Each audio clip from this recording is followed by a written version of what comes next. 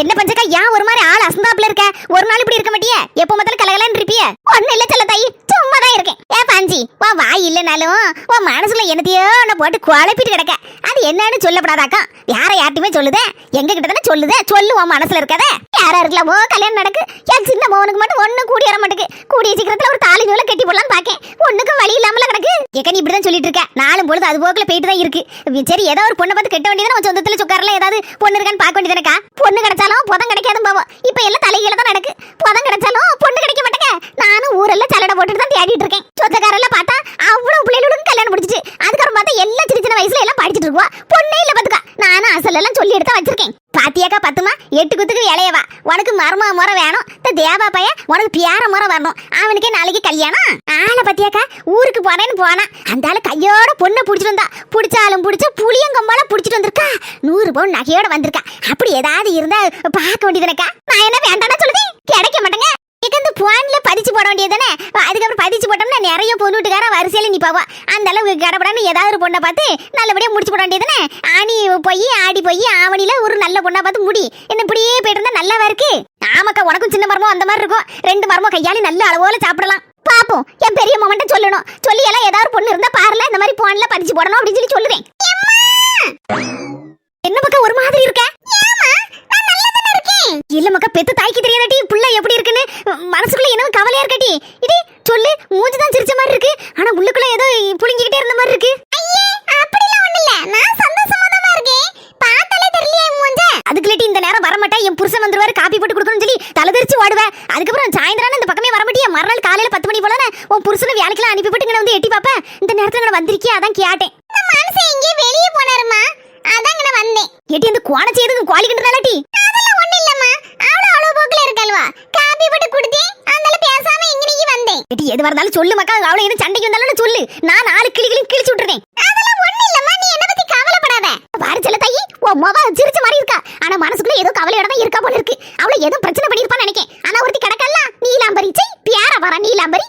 பாரு செல்ல தாயி எனக்கு அவளை கண்டாலே பிடிக்க மாட்டேங்க பாத்துக்கா. அந்த நீலாம்பரிய உன் மொவட்ட சொல்லி அடிச்சு பத்த சொல்லு. இந்த ஊர்ல இருக்க வரைக்கும் இந்த ஊரும் விளங்காது. உன் மொவளையும் அவன் விளங்கூட மாட்டான். அவ வாழ்க்கையை கெடுத்து குட்டிச்சவரம் ஆக்கி போட பாத்துக்கா. அதாங்க என் மனசுலயும் ஓடிட்டே இருக்கு. என்னவோ தெரியல இவதான் எல்லாத்தையும் மறைக்க நினைக்கேன். சவத்தை முன்னாடிலாம் வந்து சொல்லுவா அவ அப்படி செஞ்சா இப்படி செஞ்சான்னு. ஆனா இப்பம்லாம் மனசுக்குள்ளே போட்டு வச்சுக்கிட்டாக்கா. பாம்போல இருக்கா. எனக்கு தான் சங்கடமா இருக்குக்கா. சொல்லிட்டு சொன்னாலும் சொல்லவும் மாட்டேக்கா. செல்ல தாயி நீ சொன்ன உடனே சண்டைக்கு போயிருவ பத்தியா. அதுக்குதான் உன் மொவ பயப்படுதா போல இருக்கு. எதுக்கு வீணா சண்டைன்னு. அப்படியே தாக்க இருக்குங்கா.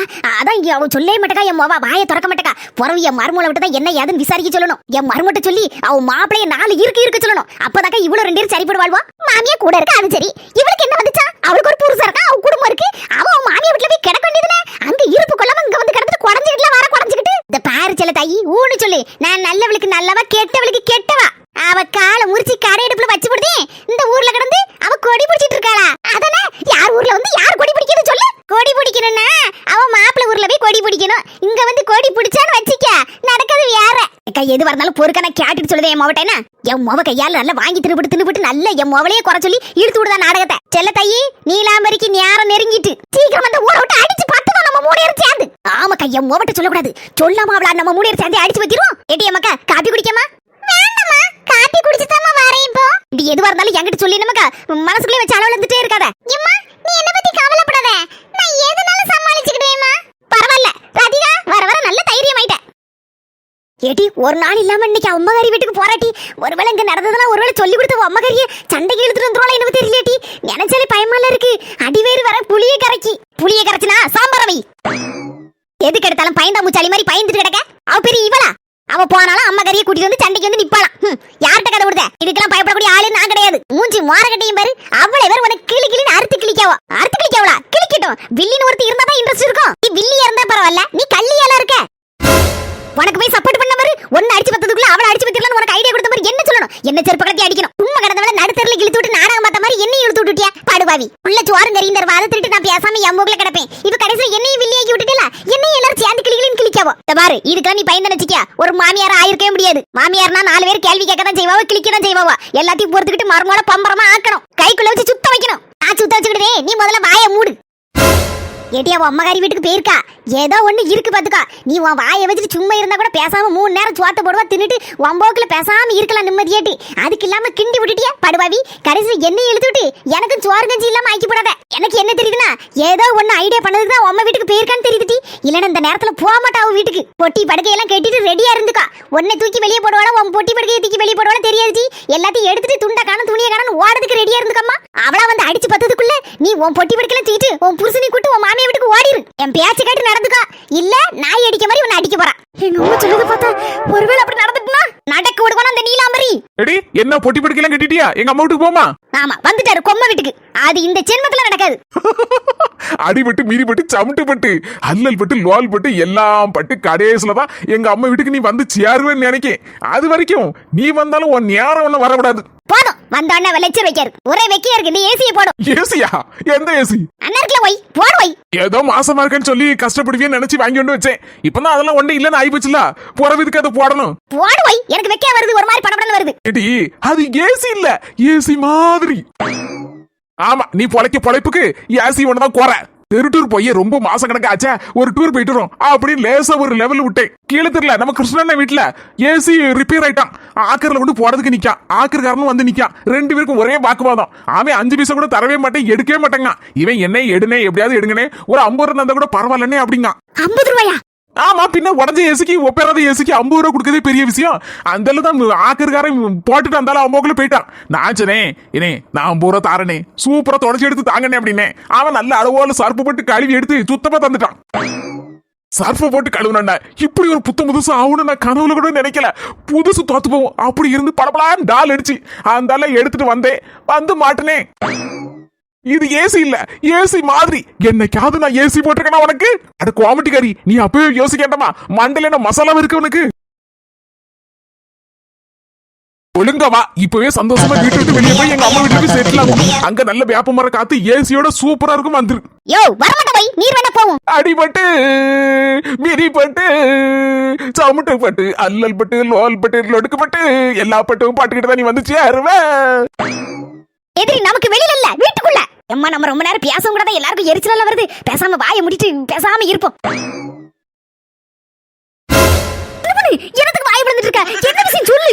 எங்க என்னன்னு சொல்லுங்கக்கா. தேவா யாழினிக்கு அப்பாவுக்கு ஏதோ உடம்பு சரியில்லைன்னு மயங்கி விழுந்துட்டாரு போல இருக்கு. கொஞ்சம் உடம்புக்கு முடியாம ஹாஸ்பிட்டல்ல ஐசியூல வச்சிருக்காங்களாம். என்னக்கா சொல்லுதீங்க? நம்ம ராஜேஷன் தான் போன் அடிச்சாரு. உனக்கு போன் அடிச்சாரா நீ எடுக்கலையா? அதான் எனக்கு அடிச்சிருக்காரு. ராஜேஷன் அவன் ஃப்ரெண்டுக்கு ஏதோ உடம்பு சரியில்லைன்னு ஆஸ்பத்திரி போய் பார்க்க போயிருந்திருக்காரு. அப்பதான் யாழினிக்கு அப்பாவுக்கு உடம்பு சரியில்லாம கொண்டுட்டு வந்திருக்காங்க ஆம்புலன்ஸ்ல. அதை பார்த்துட்டு தான் பதறி அடிச்சுட்டு போன் அடிக்காரு. நம்ம ஊருக்கு வந்துட்டாராம். வந்து பஸ் ஸ்டாண்ட்ல தான் நின்றுட்டு இருக்காராம். அங்க நின்று தான் போன் அடிச்சிட்டு இருக்காரு. வீட்டுக்கு வந்தா ஏதாவது உளறி கொட்டிடுமான்னு தான் பயந்து பஸ் ஸ்டாண்ட்ல நின்று போன் அடிக்காரு. கடவுளை இது என்ன சோதனை? ஒரு கஷ்டம் வரலாம், கஷ்டத்துக்கு மேல கஷ்டம் வந்தா எப்படி தாங்க? ஹலோ தங்கச்சி லைன்ல இருக்கியா? ஹலோ நான் இப்பவே கிளம்புதே. ராஜேஷன் பஸ் ஸ்டாண்ட் கிட்ட தான் நிக்காங்க. நான் பைக் எடுத்துட்டு போய் ஒரு எட்டு பாத்துட்டு ஓடிந்துட்டேன். ஐயோ தேவா அவ்வளவுதான். உனக்கு நாளைக்கு விடிஞ்சா கல்யாணம். இப்ப நீ போன அவ்வளவுதான். இங்க 2000 வீடு. ஆமா தம்பி, உனக்கு உங்க அம்மாவை பத்தி தெரியுங்களா? அவ்வளவுதான். அதுக்காண்டி என்னக்கா செய்ய? மாமா கஷ்டத்துல இருக்கும்போது யாழினி பாவம் தனியா தவிச்சிட்டு இருப்பா. என்ன செய்யன்னு தெரியாம நான் போய் என்ன ஏதுன்னு பார்த்துட்டு உடனே வந்துருந்தேக்கா. ஒரு 10 நிமிஷத்துல. ஹலோ தங்கச்சி நான் லைன்ல தான் இருக்கேன், பேசு. ஹலோ தங்கச்சி என்ன சொல்லுங்க, நான் லைன்ல தான் இருக்கேன். நான் தேவகிட்ட தான் பேசிட்டு இருக்கேன். ஆமா அவங்க வீட்டுல தான் நின்றுட்டு இருக்கோம். ஊரடிக்கு போது கட்டி வந்த பார்த்துக்கோங்க வெத்தில எடுக்கிறதுக்கு. அவனை சொல்லியாச்சு தேவட்டா. அவன் இப்பவே கிளம்புதுன்னு துடியா துடிச்சிட்டு நிக்கான். தங்கச்சி அவனை வர சொல்லு. நான் பஸ் ஸ்டாண்ட்ல தான் நிக்கேன். அவனை கூட்டு போயிருந்தேன் பைக்ல. லேசா போய் ஒரு எட்டு பார்த்துட்டு வந்துடும். நானும் அங்க ஆம்புலன்ஸ்ல கொண்டு போறேன்னு பதட்டத்துல பார்த்துட்டு ஒரே ஓட்டமா ஓடி வந்துட்டேன். சரி நீ அவனை வர சொல்ல. இனி ஏதாவது சொல்லி சமாளிச்சுக்கமா வீட்டுல. என்னடி இப்படி சொல்லி நான் என்னடி சொல்லி சமாளிப்பேன்? பத்மாவை பத்தி உங்களுக்கு தெரியுங்களா? சாத்திர சம்பிரதாயம் பாவா. அதுவும் கற்கலாவ போது கல்யாணத்துக்கு முந்தின நாள் விடுவாங்களா? நிச்சயம்ல ஆனாலே விட மாட்டா. வந்து ஊர்ல வெளியில நிக்க என்ன கல்யாணத்துக்கு முந்தின நாள் பாபான்னு கூட்டிட்டு இருக்கியா? நிலம புரியுதானே? எனக்கு என்ன சொல்லனே தெரியலனே. அங்க போய் பார்க்கவும் செய்யணும். சரிண்ணே தேவா அனுப்பிவிடுதோம். நாங்க வீட்டுல ஏதாவது சொல்லி சமாளிச்சு விடுதோம். நீங்க போயிட்டு டப்புன்னு ஓடி இருந்துருங்கண்ணே. பார்த்து எடுத்து போயிட்டு வாங்கண்ணே. ஹெல்மெட் போட்டு போங்கண்ணே 2 பேரும். சரி தேவா டக்குன்னு ட்ரெஸ்ஸை மாத்திட்டு நேரா போய் பஸ் ஸ்டாண்டு போ. நம்ம அண்ணன் நிப்பாரு. டக்குன்னு 2 பேரும் பைக்ல போயிட்டு உடனே ஒரு 10 நிமிஷத்துல பார்த்துட்டு வந்துருங்க. சரிக்கா எப்படியாவது எங்க அம்மாவை சமாளிச்சிருங்க.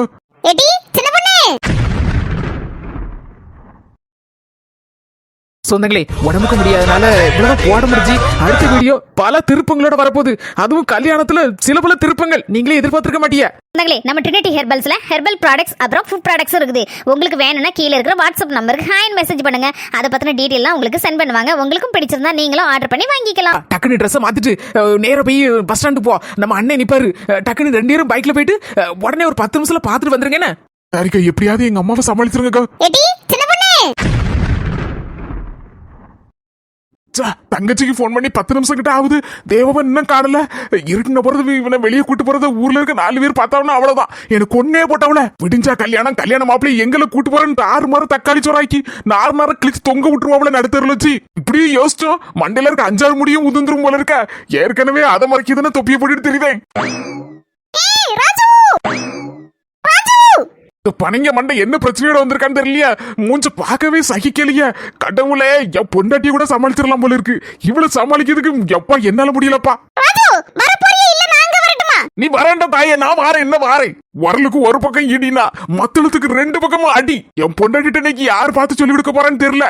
அங்கேயும் அடி இங்கேயும் அடி. செத்தேன். சங்கீதா, உனக்கு என்னதான் பிரச்சனை? இப்படி தலைவரி கொலமா நடு ரோட்ல நின்னுட்டு இருக்க. என்ன பிரச்சனையா?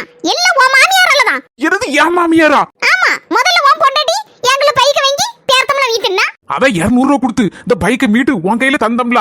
உனக்கு என்ன பேர்த்தம்லாம் திங்கணும்னு ஆசை வந்துட்டா? அதான் பேர்த்தம்லாம் வாங்கி தின்ட்டு அந்த பைக்கை போட்டு வந்துட்டேன். ஆமா, எனக்கு கிறுக்கு பிடிச்சிருக்குல. இவன்ட பைக்க போட்டு பேர்த்தம்லாம் வாங்கி திங்கி இருக்கு.